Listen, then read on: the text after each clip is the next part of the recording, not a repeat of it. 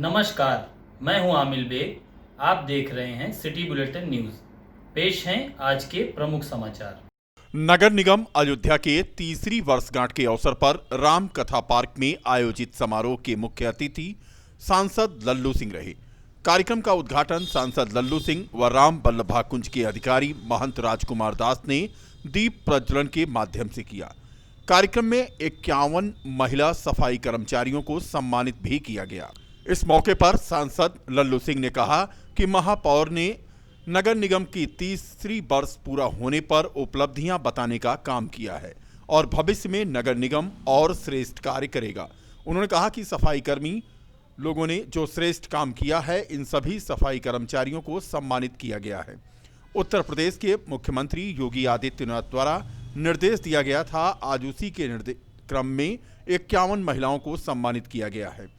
इस अवसर पर भाजपा के क्षेत्रीय मंत्री कमलेश श्रीवास्तव, पूर्व जिलाध्यक्ष अवधेश पांडे बाडल, परमानंद मिश्रा, शैलेंद्र कोरी, राजकुमार सिंह राजू, मनोज श्रीवास्तव और नगर निगम के सभी पार्षद मौजूद रहे।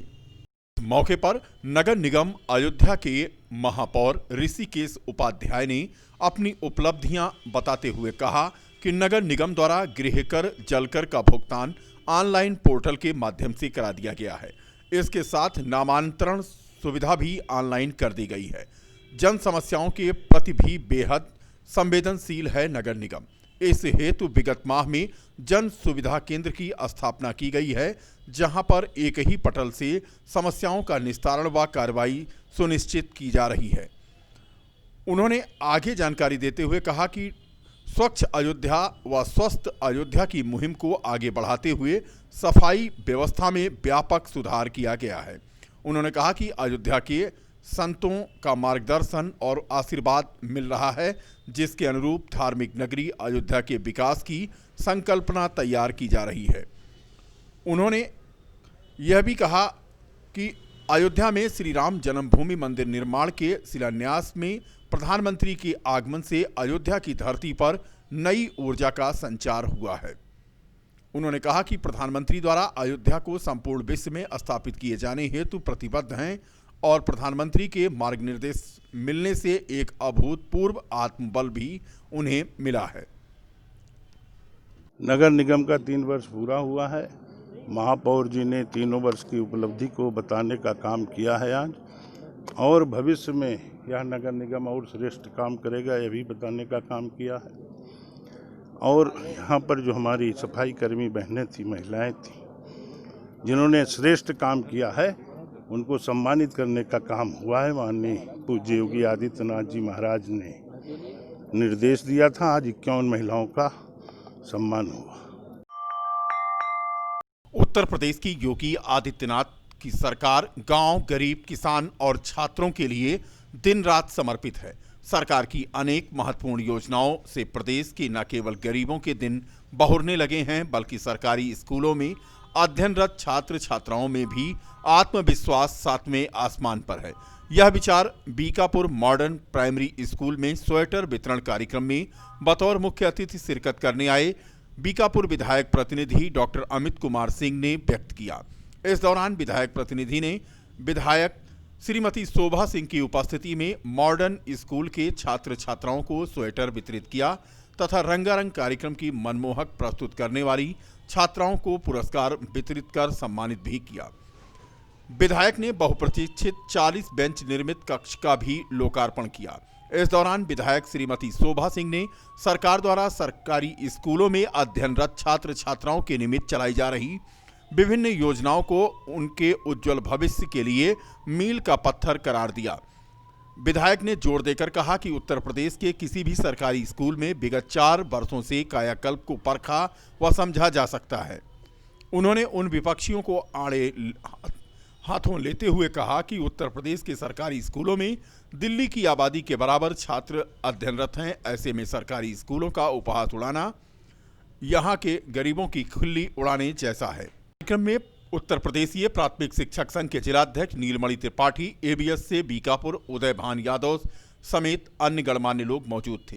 कार्यक्रम का संचालन प्रधानाध्यापिका विद्यावती यादव ने किया। बीकापुर कि नगर में इस विद्यालय में स्वेटर वितरण कार्यक्रम था और 40 बेंच के उद्घाटन कार्यक्रम था। इसमें जो यहाँ इस विद्यालय में पढ़ने वाले बच्चों हैं उनको स्वेटर वितरण किया गया। और हमारी सरकार, चाहे केंद्र सरकार हो चाहे उत्तर प्रदेश सरकार हो, निरंतर विकास करती है और कर रही है, करके दिखाया भी है। आप देखो, मिशन कायाकल्प के तहत स्कूलों की व्यवस्था को अच्छा बनाया है। अभी हाल में ही 69,000 शिक्षकों की उत्तर प्रदेश सरकार ने 2 चरणों में भर्तियां की। इससे रोजगार भी मिला और शिक्षा प्रणाली को भी आगे बढ़ावा मिला। तो हमारी चाहे केंद्र सरकार हो चाहे उत्तर प्रदेश सरकार हो, निरंतर जो गाँव में गरीब हैं, उनके किसान के बच्चे हैं जो सरकारी स्कूल में पढ़ते हैं, उनको मुफ्त में चाहे किताब हो, कॉपियाँ हो, स्वेटर हो, जूते मोजे हो, बस्ते हो, सब मुफ्त में उपलब्ध कराती है और कराती भी रहेगी। राम मंदिर निर्माण को लेकर पूरे देश में राममय वातावरण बना हुआ है, तो वहीं पश्चिम बंगाल में जहां चुनावी संघर्ष शुरू हो चुका है और इस बार पश्चिम बंगाल में हिंदुओं की सरकार बनाने की मंशा लिए साइकिल से 800 किलोमीटर का लंबा सफर तय कर अयोध्या पहुंचे एक राम भक्त ने रामलला का दर्शन पूजन किया और पश्चिम बंगाल से लाई मिट्टी को रामलला के दरबार में भेंट किया। पश्चिम बंगाल के रहने वाले सुबोध कुमार ने सबसे पहले पावन सलीला सरजू में स्नान किया और जय श्री राम का नारा लगाते हुए बजरंगबली के दरबार में हाजिरी लगाई। उसके बाद वह सीधे रामलला का दर्शन करने राम जन्मभूमि पहुंचा, जहां उसने भगवान श्री राम का आशीर्वाद लिया। सुबोध ने 2021 में पश्चिम बंगाल में हिंदुओं की सरकार बनने के लिए प्रार्थना की और कहा कि बंगाल में हिंदुओं की सरकार बनना जरूरी है। तो वहीं दूसरी ओर अयोध्या में बन रहे भव्य राम मंदिर के निर्माण पर खुशी जताई। उन्होंने कहा कि राम मंदिर अयोध्या में लंबे संघर्ष के बाद बनने जा रहा है, उससे पूरे देश में खुशी की लहर है। सुबोध ने भगवान राम से विश्व में फैली कोरोना महामारी के खात्मे के लिए भी प्रार्थना की। सुबोध ने बताया कि कोरोना ने पूरे विश्व की अर्थव्यवस्था को चौपट कर दिया है, कई लोगों की जानें गईं। प्रभु राम कोरोना को जल्द ही समाप्त करेंगे। आती हैं रामनवमी के समय में हमारे बीरभूम जिला के सिवड़ी में नल्हाटी में बेकसूर लड़कों को जानवरों की तरह पीटा गया। वहाँ पे राम भक्तों के ऊपर अत्याचार होता है और जो विश्व में जो कोरोना महामारी है उसको भी शांत कर लेके मैं प्रभु राम से मैं चाहता हूँ कि पूजा करूँ। और मैं अभी सरयू नदी से स्नान करके आया हूँ और स्नान करके घोषणा करना चाहता हूँ कि पश्चिम बंगाल में 2021 में हिंदुओं की सरकार होगी। श्री कृष्ण जन्मभूमि न्यास के संरक्षक बनने के बाद तपस्वी छावनी के महंत स्वामी परमहंस दास ने आज कहा कि जिस तरीके से अयोध्या विवाद का फैसला हुआ और राम जन्मभूमि का भव्य निर्माण हो रहा है, उसी तरह से काशी विश्वनाथ और मथुरा में श्री कृष्ण का भी भव्य मंदिर बने, इसके लिए संत समाज आगे आया है। एक बातचीत के दौरान स्वामी परमहंस ने कहा कि संत समाज काशी विश्वनाथ व ताजमहल जो कि तेजो महालय था, इस पर भव्य मंदिर बने, इसके लिए आंदोलन चलाया जाएगा। 152 वर्ष तक लगातार बहुसंख्यक समाज ने अपने आराध्य को विदेशी आक्रांताओं के चंगुल से निकालने के लिए प्रयास किया। तमाम जो है राम भक्तों ने अपने जीवन को भी उसमें कुर्बान किया। लेकिन एक दौर आया, पिछली जो सरकारें थीं वो इसको ज़्यादा महत्व नहीं देती थी, लेकिन चूंकि भारतीय जनता पार्टी ने नारा दिया था कि अयोध्या मथुरा विश्वनाथ तीनों लेंगे एक साथ, तो अयोध्या का विवाद तो समाप्त हो गया। सर्वोच्च न्यायालय ने दूध का दूध और पानी का पानी साफ कर दिया है। इसमें किसी तरह का कोई जो है विवाद की कोई गुंजाइश नहीं। 23 दिसंबर को भारतीय किसान सभा के तत्वावधान में घोषित की गई एक दिवसीय विरोध प्रदर्शन रैली जनपद में धारा 144 लागू होने के चलते खटाई में पड़ती दिखाई दे रही है। किसान सभा के पदाधिकारियों के अनुरोध पत्र को तहसील बीकापुर प्रशासन ने यह कहकर नकार दिया है कि जनपद में धारा 144 लागू है। प्रशासन की सख्ती से नाराज किसान सभा के कॉमरेड राम तेज वर्मा और अवध राम यादव ने बागी तेवर दिखाते हुए कहा कि वह शांतिपूर्ण धरना प्रदर्शन करेंगे। की धारा 144 लगातार सरकार लागू कर रखी है कि कोविड-19 की वजह से, लेकिन ये किसानों का आंदोलन कल हर कीमत पे हमको अनुमति मिली या न मिली तभी हमारा धरना आंदोलन किया जाएगा। परमिशन मिले चाहे न मिले हम लोग धरना देंगे, क्योंकि किसानों की समस्या है। किसान की समस्या को सरकार अनदेखी कर रही है। कई किसान वहाँ मर गए, कई आत्महत्या कर लिए। पूरे देश में किसानों के साथ जो बेइंसाफी हो रही है उसको लेकर के चौधरी चरण सिंह के जन्मदिवस के दिन 23 दिसंबर हम लोग मंदिर निर्माण में आर्थिक सहयोग जुटाने को लेकर शिवसेना के सांसद संजय राउत के तीखी प्रतिक्रिया पर अयोध्या के संतों में नाराजगी है। संतों के मुताबिक जिस उद्देश्य के लिए शिवसेना का गठन हुआ था अब उसका अस्तित्व समाप्त हो गया है।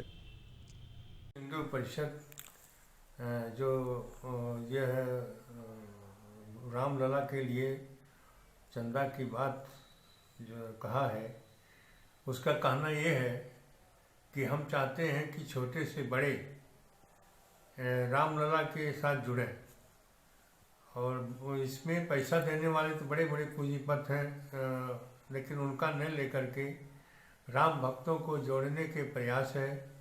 तो राम भक्त जोड़ने का जो विश्व हिंदू परिषद का ये प्रयास है कि हमारे छोटे हैं जो, इसीलिए 10 रुपये का और 100 रुपये का, 1000 रुपये का यह बना हुआ है कार्ड, और उसी कार्ड को दिया जाएगा। और उस पर यह लोग जो 10 रुपया देने वाले हैं वो भी भगवान राम से जुड़ जाएंगे, जो 100 रुपया देने की क्षमता रखते हैं वो भी भगवान राम से जुड़ जाएंगे, जो 1000 रुपया देने वाले हैं वो भी राम से जुड़ जाएंगे, और जो करोड़ों रुपया देने वाले हैं वो तो देना चाहते ही हैं, लेकिन जो विचार विश्व हिंदू परिषद का है और वो ये है कि नहीं, हम बड़े बड़े पूंजीपतियों से तो चंदा ले सकते हैं और उसे भव्य मंदिर बनाने में कोई परेशानी नहीं है, लेकिन जो आम जनता है वो भगवान राम से जुड़ नहीं पाएगी। जो जिनकी क्षमता केवल 10 रुपया देने की है वह नहीं जुड़ पाएंगे। इसलिए ये चंदा नहीं है, ये भगवान राम के भक्तों को और उनके साथ जोड़ने का ये प्रयास है। मैं समझता हूँ कि बहुत अच्छी बात है, ये सराहनीय बात है कि छोटे छोटे जो लोग हैं, जो बहुत बड़े पूंजीपति नहीं हैं, वो उतना पैसा नहीं दे सकते हैं, तो 10 रुपया दे करके भी राम मंदिर निर्माण में सहयोगी माने जाएंगे। इसलिए जो विश्व हिंदू परिषद का प्रयास है तो बहुत अच्छी है, सराहनीय है। उन सिद्धांतों से भटकी हुई शिवसेना पार्टी के एक सांसद ने बहुत ही एक गंदा बयान दिया है। राम मंदिर निर्माण के लिए जो विहिप और संघ का एक प्रयास है कि जो गरीब से गरीब व्यक्ति हैं, जो 1 रुपए देना चाहते हैं, 10 रुपए देना चाहते हैं, जो नहीं जानते हैं कि हम 1 रुपए किस तरह से जाके अकाउंट में दें, उनके घर में जा करके कि जिससे सबको ये लगे कि मर्यादा पुरुषोत्तम भगवान श्री राम लला के दिव्य भव्य राम मंदिर निर्माण में हमारा भी सहयोग लगा है। लेकिन जहां इस कदम की सराहना होनी चाहिए, वही जो है तो शिवसेना पार्टी के सांसद ने जो एक घिनौना बयान दिया है कि चंदा धंधा गंदा क्या है, इस तरह की बयानबाजी जो है। अब देश में 2 तरह की राजनीति है, एक देश हित की राजनीति जो भारतीय जनता पार्टी में है, और यही प्रत्यक्ष देखा जाता अगर कोई वंदे मातरम बोल दिया। इंदौर से टमाटर लादकर गुवाहाटी जा रहे व्यापारी की ट्रक देवकाली बाईपास पर अनियंत्रित होकर पलट गई। ट्रक पलटने से पूरा टमाटर रोड पर बिखर गया। घटना में किसी के हताहत होने की सूचना नहीं है, लेकिन रोड पर पड़े टमाटर को व्यापारी ने क्षेत्रवासियों की मदद से किनारे रखवाया। देवकाली बाईपास पर इतनी बड़ी घटना होने के बावजूद मौके पर कोई पुलिस कर्मचारी नहीं पहुंच पाया। व्यापारी ने शहर के व्यापारियों से संपर्क करके दूसरा वाहन मंगाकर रोड के किनारे पड़े टमाटर को दूसरे वाहन में शिफ्ट कराया। अयोध्या जिले के रुदौली कोतवाली क्षेत्र में अनियंत्रित होकर 102 एम्बुलेंस विद्युत पोल को तोड़ते हुए एक होटल में जा घुसी। जानकारी के मुताबिक रुदौली कोतवाली के नयागंज चौकी क्षेत्र के मोहल्ला पूरे खान के बेगम मार्केट के रुदौली भेलसर रोड पर स्थित एक होटल में बीती रात लगभग 12 बजे CHC रुदौली जा रही 102 एम्बुलेंस गाड़ी चालक को झपकी आ जाने के कारण अनियंत्रित होकर विद्युत पोल से टकराई और होटल में जा घुसी, जिससे एक बड़ी दुर्घटना होते होते बच गई। चालक को हल्की चोटें आई हैं। घटना की सूचना मिलते ही पुलिस ने चालक को अस्पताल पहुंचाया। रात में करीब 11:15 के आसपास स्पीड से गाड़ी आई थी, एम्बुलेंस 70 से 80 की स्पीड में थी और ड्राइवर को जब बोया तो ड्राइवर ने कहा कि गाड़ी मतलब उसको नींद आ गई थी और उसी में ब्रेक कंट्रोल न होने की वजह से डायरेक्ट वो आई और लड़ते हुए करीब चली आई। आगे किसी जानी माल नुकसान नहीं हुआ, लेकिन करीब 30 से 40 हज़ार का नुकसान इसमें तकरीबन हो गया। आप तो देख सकते हैं इसमें। तो इसकी कंप्लेन की है आपको? कंप्लेन तो रात में वो SI आए हुए थे, उन्होंने कुछ कहा ही नहीं। उन्होंने कहा कि आपका ऐसा है तो आप खुद कर लीजिएगा मैनेज। बाकी बगल में कार हुआ तो उसका क्लेम लगा दिया है और पुल में बिजली का जो है नहीं खंभा, बिजली का खंभा वो भी टूट गया। अच्छा, आप होटल मालिक हैं? आज के लिए बस इतना ही। कल फिर मिलेंगे इसी समय इसी चैनल पर। तब तक के लिए नमस्कार।